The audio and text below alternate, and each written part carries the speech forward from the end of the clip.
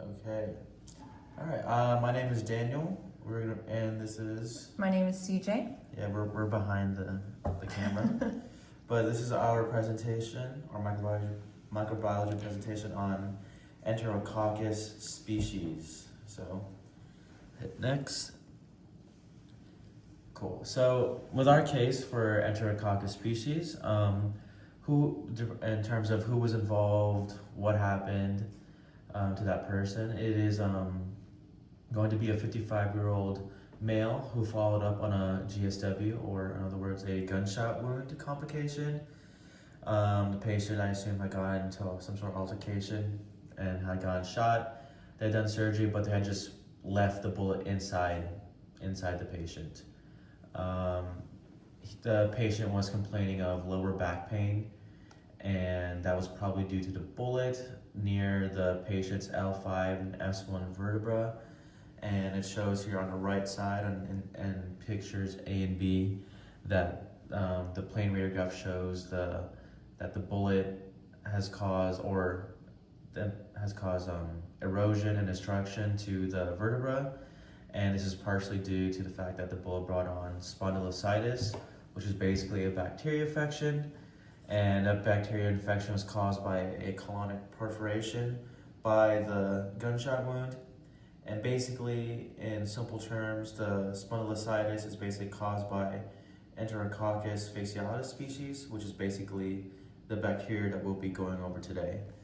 And a brief definition of spondylocytis is it is an infection of the intervertebral disc between the vertebrae, along with vertebrae, one of many small bones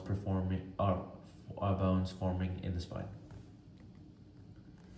So a brief overview on what exactly Enterococcus facialis species is what this patient has, is that it is a bacteria found within the intestines.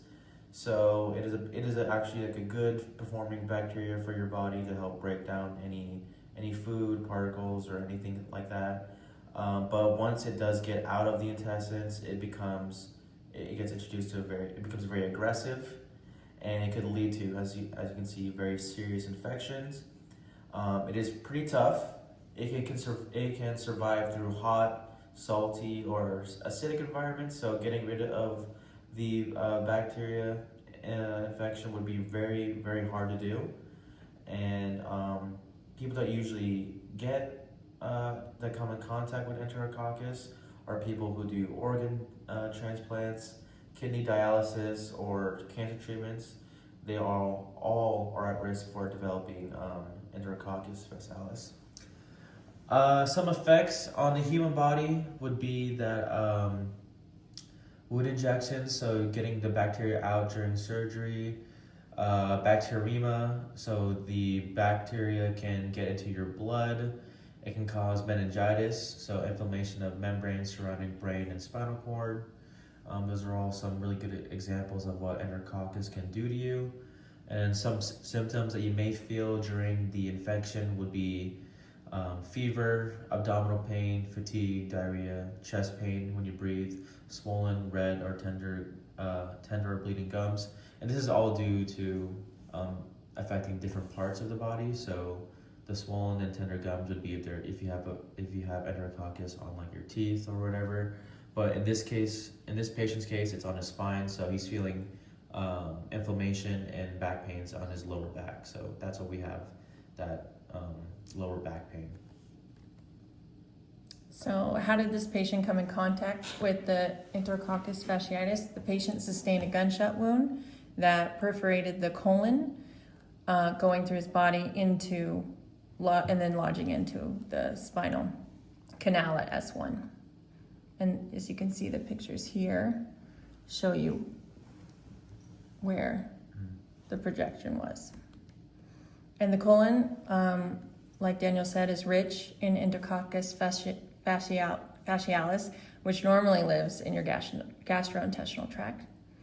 The normal purpose and role is to basically, it's a part of your normal microbiome inside of your intestines.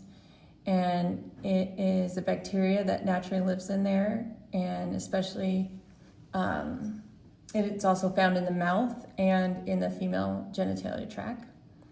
And then the contributions, while not all prominent as other gut bacteria, Enterococcus fascialis helps with breaking down complex carbohydrates and proteins, adding to digestive and nutrition absorption.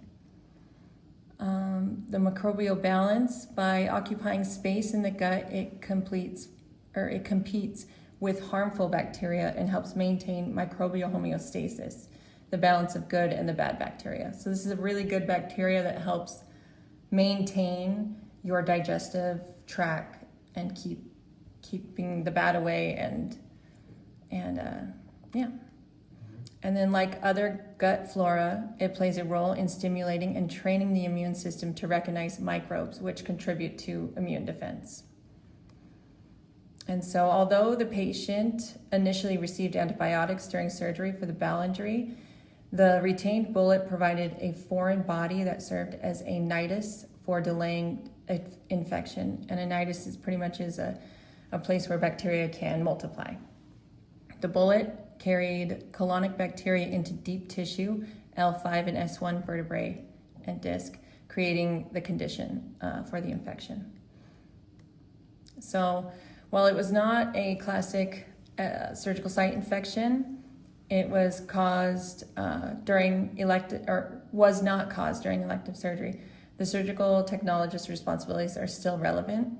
Instrument setup, sterile technique, ensuring additional contamination occurred, ensuring no additional contamination occurred during the debridement, bullet extraction, and fusion procedures. So maintaining the sterile field during the stage of operations, debridement with temporary stabilization, and later definitive fusion, the technologist's role was critical in preventing further contamination. So the article emphasizes both antibiotic strategy and bullet management in the gunshot wound cases. Prolonged and targeted antibiotic therapy should be considered when bowel proliferation accompanies a spinal gut wound, since colonic flora like Enterococcus fascialis can seed deep infections. And then reducing bacteria load early and through debridement of contaminated tissue reduces the bacteria load. Consider the bullet removal. While not always necessary, this case showed that a retained projectile can serve as an infectious nidus. Removal may prevent delayed spondylolisthesis. Yeah.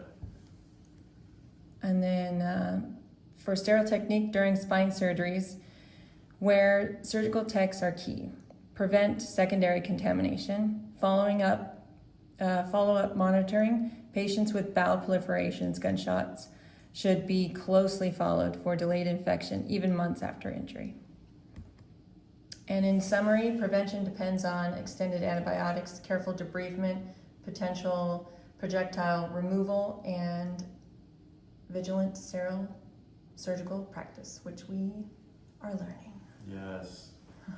Cool. The end. The end.